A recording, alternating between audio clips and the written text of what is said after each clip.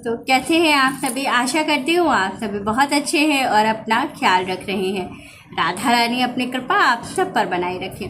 दोस्तों, आज हम बात करेंगे गुरुवार की।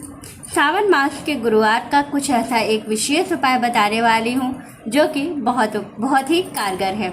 विशेष रूप से आपको ये उपाय गुरुवार का उपाय है, इसलिए इसको जो है सावन के आखिरी गुरुवार पर करना बहुत उचित होगा।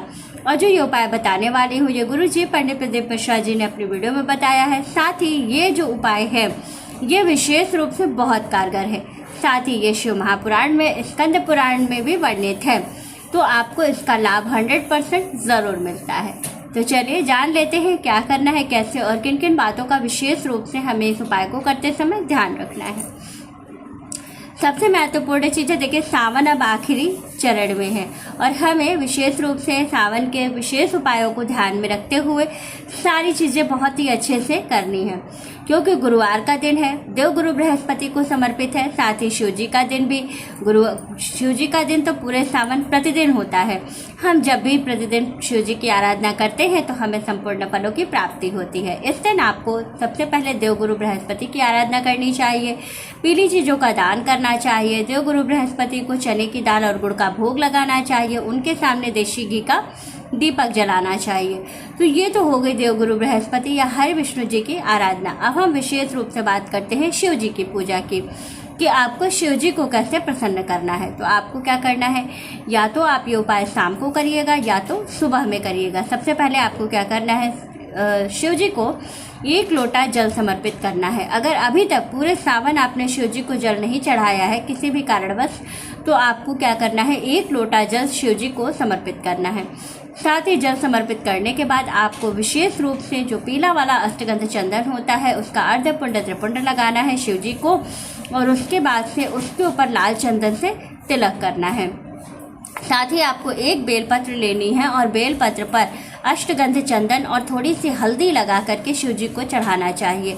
जितने भी हमारे रुके हुए कार्य होते हैं, जीवन में कोई समस्या आ रही होती है या हमारे पास धन की कोई कमी होती है, भौतिक सुखों की कमी होती है, तो जब हम बेलपत्र पर अष्टगंध चंदन और हल्दी लगा करके शिव जी को समर्पित करते हैं तो हमारी कामना बहुत जल्दी पूरी होती है। तो जरूर करिएगा, ये उपाय बहुत लाभपूर्ण है और बहुत कारगर है, जरूर करिएगा। इसके बाद आपको क्या करना है, इतना करने के बाद फिर आपको अक्षत के साथ ही चने की दाल शिव जी को बृहस्पतिवार के दिन जरूर चढ़ाना चाहिए। गुरुवार के दिन अगर हम चने की दाल शिव जी पे चढ़ाते हैं तो दरिद्रता दूर जाती है, इसलिए हमेशा कोशिश करें कि चने की दाल शिव जी को जरूर चढ़ाएं। देवगुरु बृहस्पति का मन में ध्यान करते हुए आपको शिव जी को हमेशा चने की दाल चढ़ानी चाहिए। और एक विशेष उपाय तुमरुका जी का बता रही हूँ जो कि बहुत कारगर है। तो आपको करना क्या है, आपको विशेष रूप से एक कार्य करना है, जैसे कि सबसे महत्वपूर्ण कार्य है, जब आप शिव जी की आराधना कर लें तो आपको पीले फलों का भोग इस दिन जरूर लगाना चाहिए। शिव जी को आम का भोग है या पीला फल जो भी आपको मिल जाता है, केले का भोग है, लेकिन इस दिन केला खुद खाना नहीं चाहिए। आपको भोग लगा सकते हैं लेकिन स्वयं ग्रहण नहीं करना है, तो इस बात का विशेष रूप से आप ध्यान रखें। और साथ ही अब आपको क्या करना है, जो तुमरुका जी का उपाय है वहाँ पर आपको क्या करना है कि पहले जल चढ़ाना है। जल चढ़ाने के बाद बेलपत्र, शमी पत्र और शमी का फूल होता है गुलाबी और येलो कलर का, तो वो क्या करना है, तुमरुका जी का नाम लेकर के उसको चढ़ाना है। जब आप तुमरुका जी का नाम लेकर के शमी पत्र और शमी फूल चढ़ाते हैं तो बहुत जल्दी आपकी कामना पूरी होती है और जो दरिद्रता होती है जीवन से वो दूर जाती है। जीवन में धन धान्य की वृद्धि होती है और सुख संपदा के साथ साथ जीवन में हम बहुत तरक्की करते हैं। तो ये बहुत छोटा उपाय है लेकिन बहुत ही कारगर है। साथ ही आपको क्या करना है, जो पीला कनेर का फूल है, कनेर का फूल पर थोड़ा सा इत्र लगाकर अशोक सुंदरी जी के स्थान पे आपको समर्पित करना है। जब आप अशोक सुंदरी जी के स्थान पर बृहस्पतिवार के दिन कनेर का पुष्प उस पर इत्र लगा करके चढ़ाते हैं तो आपको इसका बहुत लाभ होता है और धन धान्य सुख संपदा की वृद्धि होती है।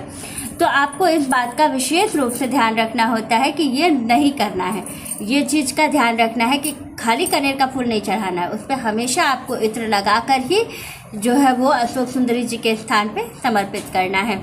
इसके साथ ही आपको क्या करना है, अब आपको विशेष रूप से माँ पार्वती के पास कुछ उपाय करने हैं। क्या करना है, गुड़हल का फूल लेना है इस दिन, और गुड़हल के फूल पर, क्योंकि जो पार्वती जी है वो माँ लक्ष्मी का स्वरूप है, तो आपको क्या करना है कि आपको उस पर जो कनेर का फूल उसका गुड़हल का फूल है उस पर आपको इत्र लगानी है, और इत्र के साथ ही सिंदूर लगा करके माता पार्वती के हस्तकमल वाले स्थान पे चढ़ाना है। गुरुवार के दिन अगर आप ये उपाय करते हैं तो आपको धन धान्य सुख संपदा, धन वैभव, यश कीर्ति सभी चीज़ों की प्राप्ति होती है, और जीवन में आप हमेशा आगे बढ़ते जाते हैं। जीवन में तरक्की करने के लिए इन सभी छोटे छोटे उपायों का बहुत लाभ होता है। और साथ ही गुरुवार का दिन है तो पीली चीज़ों का दान करना बिल्कुल ना भूलें। गुरुवार के दिन अगर आप पीले वस्त्र का दान करते हैं, चने की दाल का दान करते हैं, और साथ ही अगर आपका विवाह नहीं हो रहा है तो आपको कुछ उपाय ज़रूर करने चाहिए। एक पीले कपड़े में थोड़ा सा चने की दाल और गुड़ बांध करके किसी ज़रूरतमंद या वेद पाठी ब्राह्मण को दान कर दें। बहुत जल्दी इसका लाभ होता है और बहुत जल्दी आपको इसका फल मिलता है, और तुरंत आपके विवाह के योग बनने लगते हैं, जीवन में आप तरक्की करते हैं। और जो गेंदे की माला होती है वो इस दिन हरि विष्णु जी के तस्वीर पर या मूर्ति पर जरूर चढ़ाएं, इसका आपको बहुत लाभ मिलता है। वैवाहिक जीवन अगर सुखी नहीं चल रहा है, जीवन में किसी तरह की समस्या चल रही है, तो इस दिन आपको हरि विष्णु जी को जो पीला गेंदे का फूल आप चढ़ाइएगा उस पर जो है थोड़ा सा इत्र और थोड़ी सी हल्दी लगा करके चढ़ा दीजिए। बहुत जल्दी लाभ होता है और तुरंत आपके जीवन में सुधार आना शुरू हो जाता है। तो वीडियो अच्छी लगे, जानकारी अच्छी लगे तो वीडियो को लाइक, शेयर और सब्सक्राइब ज़रूर कीजिएगा। राधे राधे दोस्तों।